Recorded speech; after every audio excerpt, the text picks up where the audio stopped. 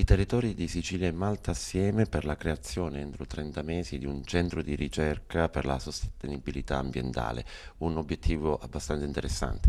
Un risultato importante, ci lamentiamo sempre che non riusciamo ad acchiappare tramite le progettualità, i finanziamenti e le provvidenze europee.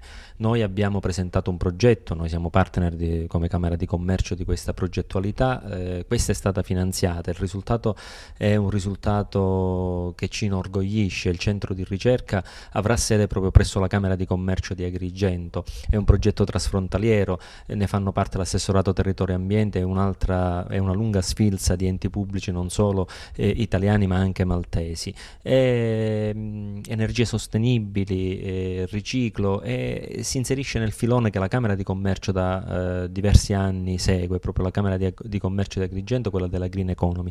Noi siamo molto attenti allo sviluppo sostenibile e all'ambiente, sicuri che di un fatto, quello che dobbiamo trasferire, dobbiamo lasciare questo mondo e questo ambiente nelle migliori condizioni possibili alle generazioni future.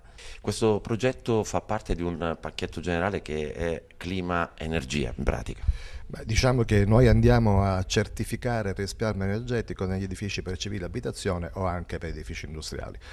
Noi stiamo cercando di mettere in pratica tutta l'esperienza che abbiamo noi altri come Dipartimento Urbanistica della Regione Siciliana.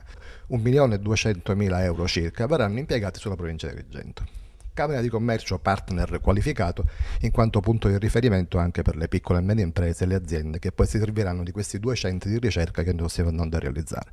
Questa è una scommessa, è un progetto assolutamente innovativo in cui la Regione Siciliana e l'assessore Lobello in prima persona, che io sono qua delegato a rappresentare, crede tantissimo. Speriamo che tutto vada per il verso giusto, superando ovvi problemi di organizzazione che già dal 2011 ci hanno afflitto, ma oggi è lo start-up, quindi vediamo fiduciosi in questi 30 mesi di lavoro.